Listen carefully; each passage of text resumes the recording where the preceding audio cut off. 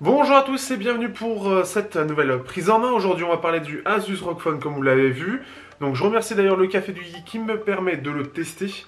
Et donc le test arrivera le plus vite possible, peut-être semaine prochaine sinon semaine d'après. Et donc ce qui fait que ce Asus ROG Phone qui est vendu 900 €, qu'est-ce qu'il a de particulier? Bon déjà, vous l'aurez compris puisque c'est le ROG Phone, donc Republic of Gamer, la gamme gaming d'Asus. Et bien c'est un smartphone qui représente justement le côté gamer qui est un petit peu en train de s'étendre avec le fait qu'il y ait Fortnite, qu'il y ait PUBG, etc. Et eux se mettent dessus. Donc vendu 900 €, mais il y a aussi des accessoires. Alors déjà on peut le voir, hein, il a un design assez sympathique. Par contre, à l'avant, c'est un petit peu plus vieillot, mais on en parlera un petit peu après dans la prise en main. Ce qui est fait qu'aussi on va parler d'accessoires, il n'y aura pas dans le test complet, mais qu'on va en parler maintenant. Il y a des accessoires qui sont fournis avec. Enfin, en tout cas, il y en a un qui est fourni avec, qui est assez sympathique pour ceux qui veulent faire du gaming et qui ont pris juste le smartphone de base. Vous avez ce petit système qui se met sur le smartphone, enfin je le montrerai après, mais qui est un radiateur, et donc on peut en plus de ça gérer voilà, un ventilateur plutôt, qui est un ventilateur qui va permettre tout simplement de refroidir le téléphone pendant qu'on joue. Il est par contre malheureusement pas compatible avec cet autre accessoire, donc ce sera l'un ou l'autre. À mon avis, le premier est surtout pour refroidir le smartphone, surtout si on l'a en main, histoire de ne pas avoir trop chaud au doigt. Celui-là est aussi, c'est la manette, donc ça c'est par contre quelque chose qui est en plus. Donc une manette spécifique pour l'appareil, et en plus de ça, il est bien pensé pour différentes choses cet appareil, et ce qui fait qu'on va en reparler juste après. Une manette de qualité, j'en reparlerai surtout que je vais pouvoir faire le parallèle tout à l'heure avec le Motorola les Moto Z et leur manette un petit peu pourrie. Mais on y reviendra parce que celle-ci, j'avais un petit peu peur justement par rapport à ça, mais ici c'est mieux pensé. Et l'autre accessoire, après il y en a d'autres encore, j'ai pu avoir que ces deux-là, mais il y en a d'autres.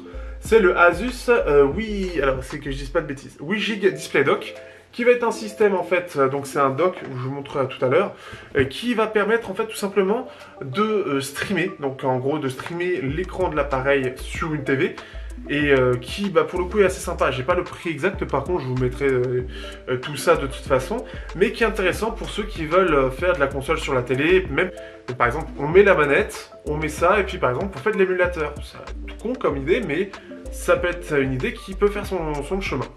On y va, allez c'est parti pour cette prise en main.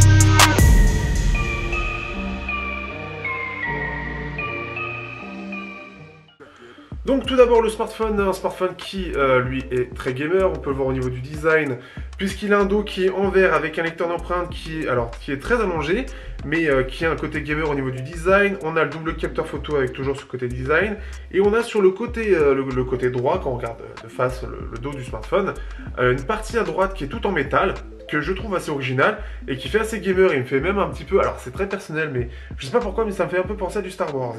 On a même donc une LED qu'on peut désactiver d'ailleurs, hein, c'est pas obligatoire, mais on a une LED au dos, une lumière qu'on peut allumer donc pour différentes choses, soit juste pour faire de la déco, mettre une couleur, soit pour aller plus loin et avoir les notifications quand il est en charge, etc. En façade, on va avoir un écran de 6 pouces qui est Full HD. Alors ça a l'air d'être un Full HD, mais avec pas ultra précis, comme vous le savez, avec ces anciens écrans qu'on avait, qui n'étaient pas avec 3 pixels, mais avec un pixel qui se partageait 2 pixels, enfin un sous-pixel qui se partageait 2 pixels. Ça semble pas hyper précis. Par contre, on a l'avantage surtout d'avoir un écran qui est en 90 Hz. Donc comme le OnePlus 7 Pro qui vient d'être annoncé, lui ça a été l'un des premiers en AMOLED 90 Hz. Avant on avait même le, que je vais de bêtises, il y a le Razer Phone avec du 100 Hz mais LCD. Donc là on est sur du 90 Hz, on peut choisir d'ailleurs la fréquence de rafraîchissement en 60 ou 90. C'est quelque chose de sympathique, mais on en reparlera juste après, le temps de finir. On a un double haut-parleur qui est animé aussi par du DTS, DTS X pour être très précis, le X est mis en avant. Le tout avec du Zen UI avec Android 9, Zen UI qui tend à se simplifier, apparemment sur Zenfone 6 ça ressemble beaucoup à Android stock. Le design, pour terminer dans les particularités. Alors déjà, ce qui est bien, c'est qu'on a un jack. Alors ça, c'est cool. Moi, je trouve ça cool. Surtout que c'est un jack, il y a de la qualité dedans, et ça, j'en reparlerai. Vous avez bien sûr de l'USB-C, mais vous avez aussi autre chose un peu particulier, c'est ceci. Que vous pouvez voir normalement, c'est en fait donc un double, en fait un trou avec deux entrées USB-C. Ces deux entrées USB-C justement, ça permet surtout de mettre le ventilateur et surtout ça aide pour le mode gaming puisqu'en plus de ça, ça va vous permettre de recharger le téléphone. Donc en étant avec le ventilateur, donc quand vous êtes comme ça et par exemple vous avez mis une autre manette que vous aviez déjà, comme par exemple ma Pega que j'ai plus parce que j'ai un bouton qui est pété, mais vous le mettez comme ça et ça vous permet de récupérer le jack et un système aussi pour le charger. Donc ça c'est plutôt cool je trouve, surtout que c'est inclus dès la sortie de l'appareil, donc ça c'est vraiment sympa je trouve. Et ce qui permet en tout cas d'avoir un système où ça ressemble en fait à vraiment un côté console en fait. Et donc la manette Bluetooth, vous serez pas gêné pour charger l'appareil ou pour brancher un jack pour être tranquille. Donc ça, ce qui fait que c'est vraiment cool, hein, c'est bien pensé. Et vous avez, ce qui est prévu en fait dans la boîte, vous avez des systèmes justement pour mettre une petite protection en caoutchouc pour être moins gêné. Parce que c'est vrai que ça se ressent au quotidien puisqu'on va voir ce trou. C'est un petit peu dérangeant, ça fait pas mal ou quoi que ce soit, mais c'est un peu dérangeant, ça perturbe d'avoir un trou à cet endroit-là. Néanmoins, c'est vraiment pour ces gamers en tout cas de ce point de vue-là. L'autre chose qui me dérange un petit peu, alors, c'est déjà le lecteur d'empreinte qui n'est pas super pratique à avoir, puisque en fait, clairement, donc moi je l'utilise à une main, donc clairement, il faut que j'aille le chercher, il faut que je le prenne vraiment à pleine main, et là je peux le débloquer. Il est un peu haut, c'est un peu dommage de ce point de vue-là, c'est un petit peu mal placé. Ça c'est une première chose, mais il y a aussi autre chose. D'ailleurs, il n'est pas ultra rapide non plus. Il y a aussi autre chose, hop. Alors, hop, voilà. C'est ce que vous voyez ici, clairement on a deux bords assez épais en haut et en bas et même sur les côtés c'est pas super fin. Ça s'explique à mon avis d'une part pour les haut-parleurs de façade qui sont très puissants, même si Samsung est très bon de ce point de vue là, mais d'autre part après peut-être pour le côté gaming et l'ergonomie, sachant qu'on est comme ça, c'est peut-être ça, mais là j'en suis pas sûr. Néanmoins ça fait un peu moins premium parce que pour le coup c'est pas super borderless qu'on pourrait avoir sur un smartphone entre guillemets non gamer. Ça c'est une première chose. Maintenant on va pouvoir entamer réellement le sujet. Le smartphone en lui-même, qu'est-ce que j'en pense pour l'instant? Donc clairement déjà la première chose que j'ai pu tester c'est l'écran 90 Hz en AMOLED. Le 90 Hz apporte réellement une plus-value dans le sens où clairement on va avoir une fluidité qui est accrue. Elle n'est pas tout le temps, à mon sens, parfaite pour l'instant, parce que globalement, Asus, et même Android en général, aura tendance à préférer la vitesse à l'animation. Mais clairement, quand on a l'animation, on sent clairement que ça se voit, et quand on vient aux 60 Hz, on sent qu'il manque un truc. Et c'est pas placebo du tout. Ça se voit réellement. Et revenir à un 60 Hz, c'est chiant en fait. Ça dépend après de la qualité des animations des téléphones en question, mais globalement le 90 Hz reste quand même mieux parce qu'on a l'impression qu'il y a une meilleure gestion aussi des animations. Ça c'est une première chose. Par contre, c'est vraiment ça se voit vraiment. Et ce qui est en plus de ça qui est bien, c'est que ça va être pour toutes les applications. Donc ça c'est compatible toutes les applications. Donc c'est super agréable d'avoir cette fluidité accrue et je pense que ça va se démocratiser. Autre chose de sympathique sur cet appareil, c'est les haut-parleurs. Pour ceux qui sont fans de haut-parleurs, non, ça va pas être là, les haut-parleurs sont vraiment puissants. Bon, j'écoute des musiques un peu cheloues en ce moment, mais on va faire avec. Non, ça va clairement pas être représentatif. Mais c'est vraiment très puissant. Je dirais que c'est au moins aussi puissant que les derniers Samsung qui, je trouve, sont vraiment très puissants. On va le faire sur... qu'est-ce qui va être bien? Celle-ci qui était bien.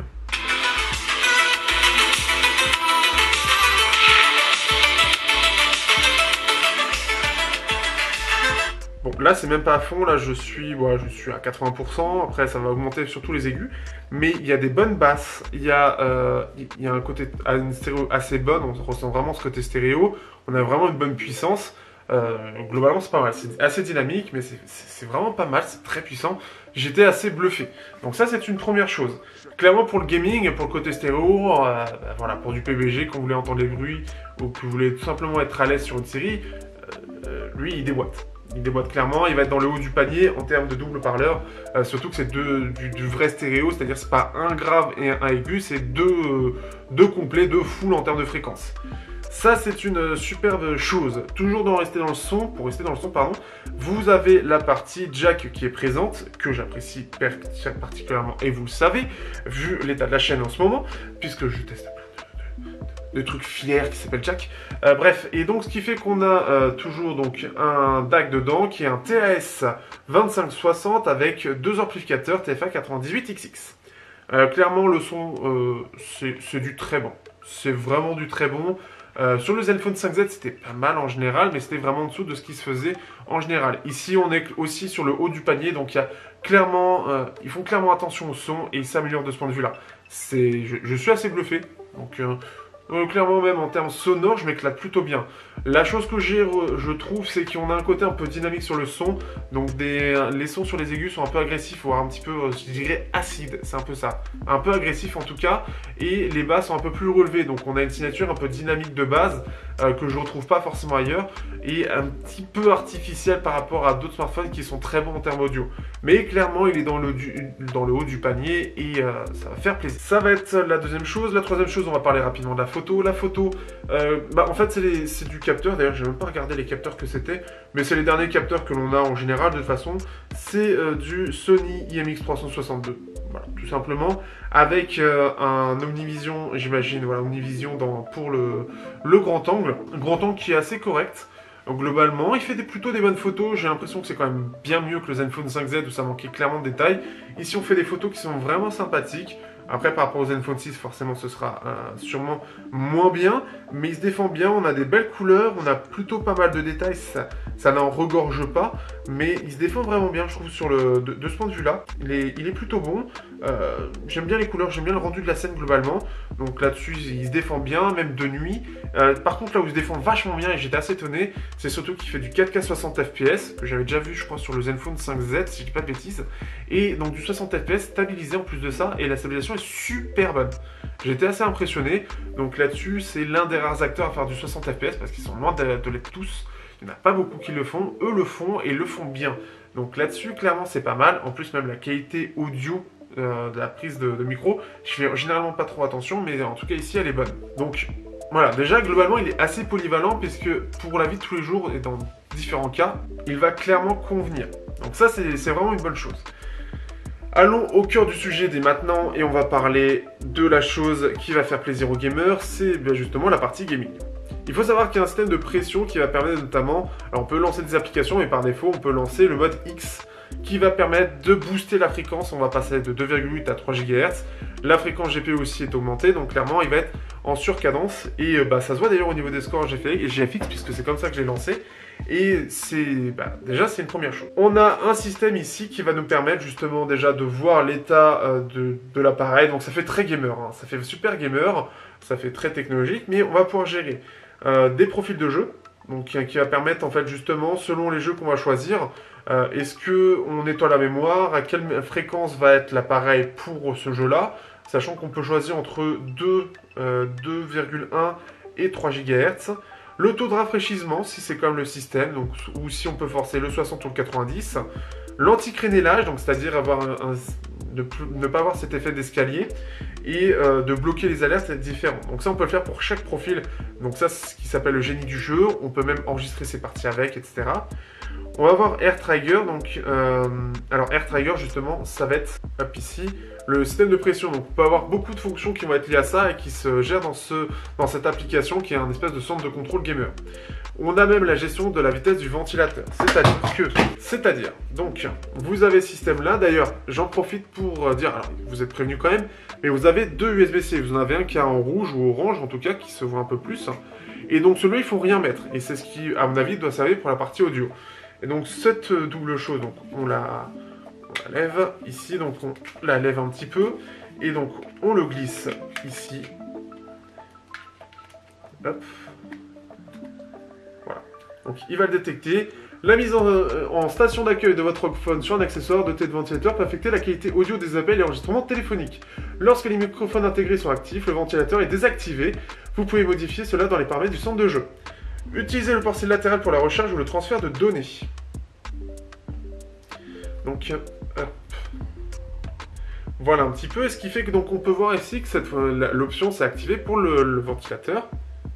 Et donc je peux choisir, je peux choisir que ça se gère tout seul, ou automatiquement, enfin, soit automatiquement, soit de façon manuelle. Et donc déjà, vous avez le logo qui clignote, et vous entendez le petit ventilo qui va donc faire en sorte de refroidir au maximum. Donc ce qui fait que déjà, c'est assez sympathique de ce point de vue-là. Je trouve vraiment que l'idée est bonne, et surtout le fait de l'avoir de base dans l'appareil, c'est plutôt bien. Enfin, vendu avec l'appareil par défaut, c'est plutôt bien. Au niveau des jeux, il va gérer très très bien, surtout si on a du 90 Hz, ça va être encore plus fluide quand le jeu permet d'aller jusque là. PUBG et surtout Fortnite qui est limité à 30 FPS en mode épique, forcément ce sera pas bien, sinon on a le 60 FPS en mode élevé, mais bon, on n'a pas du 90 Hz, donc ça, bon, c'est un peu dommage, mais on doit faire avec. Mais clairement, bon, du Fortnite, etc., c'est plutôt bien, et on a ce système pour refroidir.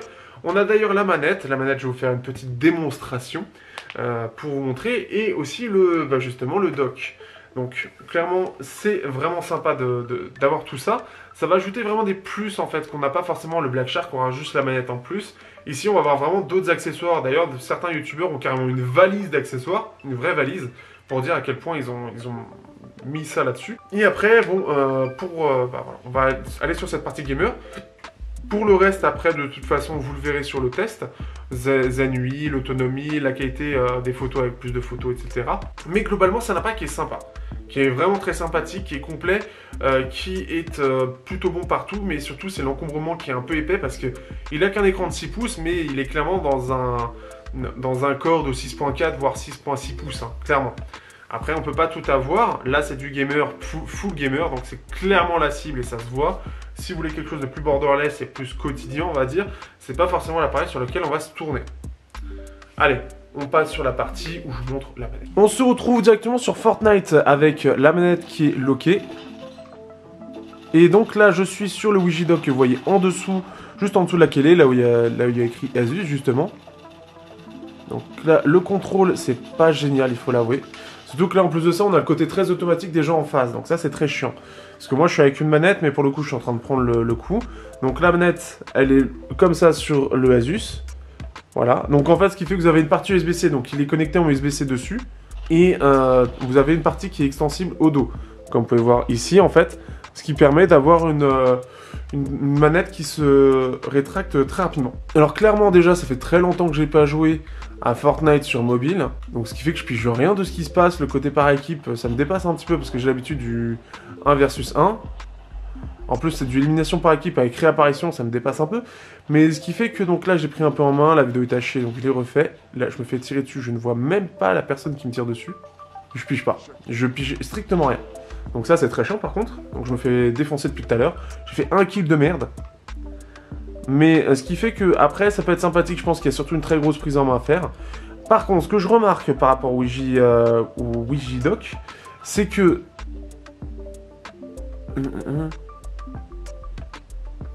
je suis perturbé par ce qui se passe à l'écran, j'essaie de comprendre. Ce qui fait que je trouve qu'il y a pas mal de petites latences. Alors peut-être qu'il y aura des mises à jour qui vont venir, mais je trouve qu'il y a pas mal de petites latences qui se voient. D'ailleurs, je vais regarder de mon côté. Ah putain, c'est... Putain, je connais pas les skins, je vois un truc gros. Putain, mais c'est relou. Bon, au moins il y a de l'action. Et alors je vais regarder si j'ai la même chose. Si, ça a l'air d'être plus Fortnite qui galère un peu sur mobile, sachant que je suis en épique. Donc je l'ai mis vraiment au maximum.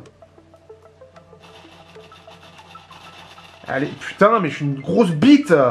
Et je vous avoue que j'ai beaucoup de mal à prendre en main sur manette. Ça n'a strictement rien à voir avec ce qu'on a sur console, c'est vraiment pas les mêmes contrôles. Donc ce qui fait que c'est compliqué. C'est vraiment compliqué. Puis en plus de ça, vous battez...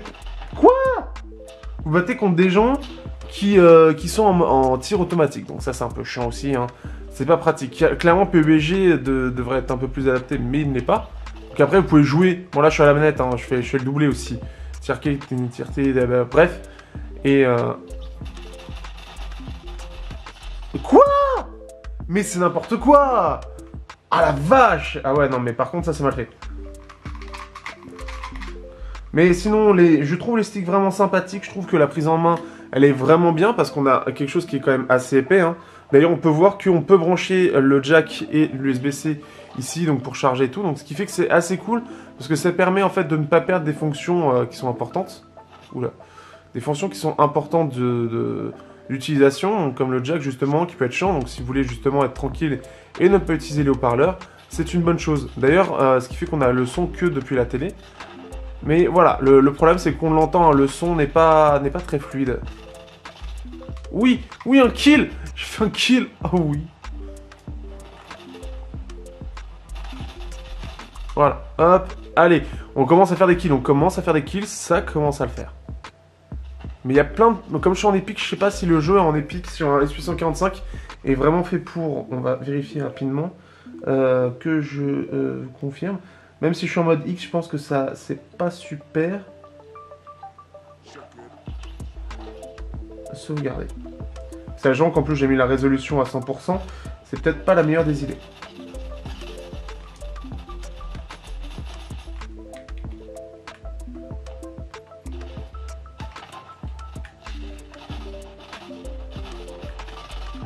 J'ai essayé quelque chose, ça n'a pas très bien marché. Mais non, franchement, après, le truc, c'est que la manette est vraiment... Je la trouve vraiment agréable en main. C'est pas la meilleure, hein, c'est clairement pas une manette de Xbox One. Mais les sticks sont plutôt bons, ils sont vraiment de bonne qualité. Et je me sens vraiment plus à l'aise avec ce qui est proposé par Asus. Oh mais non, ça fait 3 ans à péter. Mais c'est naze. Qu'est-ce que je peux dire de plus? Après, le smartphone chauffe, il se chauffe beaucoup. On peut voir, il est à 44 degrés, ça reste... très correct d'ailleurs, je trouve qu'il chauffe beaucoup moins que ce que j'avais pu connaître par exemple sur le Black Shark qui était une horreur. Ici on est sur quelque chose qui reste assez maîtrisé.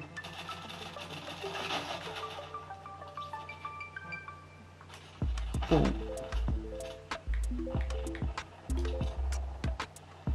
Alors il y a un mec qui est là apparemment. Mais ça manque un petit peu de fluidité je dirais. Mais... Aïe aïe, oui. Oh putain, il y en a un là aussi. Ah ouais, mais là... Bon, on va pas se la jouer fine. Clairement, la manette, je vais montrer un petit peu... Hop, ça va être... Bon, on va essayer de faire en sorte de pas trop dézoomer pour pas... Bon, vous voyez un peu chez moi, c'est pas super, c'est pas funny, hein. Mais je vais vous montrer. Alors là, ça va être encore pire pour jouer comme ça. Mais vous allez voir un petit peu... J'ai vu un mec.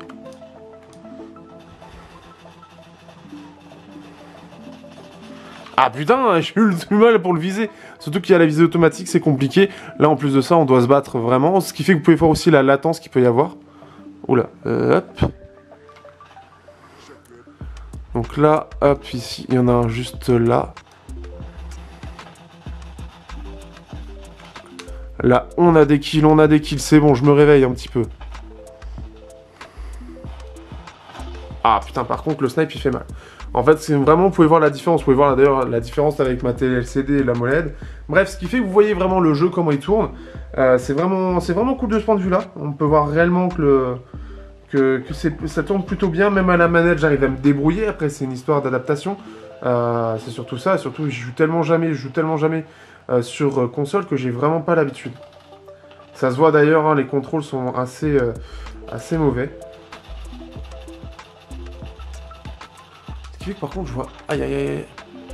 Non, qu'est-ce que je fais? Ah! D'ailleurs, j'ai plus de munitions, quasiment. Il est où? Ah bah, ça dégage la zone. Je comprends rien à ce qui se passe, c'est horrible. C'est horrible, c'est n'importe quoi. C'est tellement n'importe quoi. Je pige rien, je me fais buter, je sais même pas comment je me fais buter. C'est horrible. Bref, ça donne un peu une idée de ce que ça donne hein, sur ce petit dock. Je le trouve quand même bien sympa, je le trouve bien pensé. Assez bien pensé en tout cas pour que je m'amuse un petit peu, même si je galère et ça se voit. Hop, bon, c'est clairement pas ce qu'il me faut comme munition. Ce n'est pas grave. Ah, mais après, c'est une histoire d'adaptation. Surtout de voir un petit peu comment c'est fait pour la visée automatique, etc. Ah, il se protège au passage, je peux pas aller. Bref, voilà un petit peu. J'espère que ça vous aura plu. J'espère que, après, j'aurais pu montrer un peu le maximum par rapport à cette partie-là. J'en reparlerai de façon assez plus succinctement, en tout cas dans le test complet, dans la partie jeux vidéo. Mais en tout cas, je voulais vous présenter ça, et c'est pas tous les accessoires qui sont disponibles, il y en a d'autres, mais ceux-là sont vraiment bien pensés. En plus, le fait de pouvoir cumuler les deux est assez cool. Par contre, on ne peut pas cumuler avec le radiateur qu'il peut y avoir. Donc ce qui est bien en fait, c'est que par défaut, on est, comment dire, avec un radiateur, donc si vous êtes sans manette, qui va refroidir le téléphone, ce qui fait qu'en main, ce sera quand même plus agréable d'avoir un smartphone qui sera modérément chaud. Sur ce, je vous dis à bientôt pour le test de ce Asus ROG Phone. N'hésitez pas à aller regarder les autres tests. Et on se dit à bientôt pour celui-là. Et il y aura aussi un comparatif, si j'ai le temps, pour faire un comparatif avec ce smartphone-là, avec un autre smartphone gamer, qui arrive bientôt. Et puis merci au Café du Geek, merci à tout ça. Vous avez le lien dans la description. N'hésitez pas à me soutenir, hein. Vous avez YouTube, vous avez Tipeee, vous avez tout ça. N'hésitez pas, ça va être important parce que pour différentes choses, ça va être important. Voilà, tout simplement. Merci à vous, merci. Et à bientôt.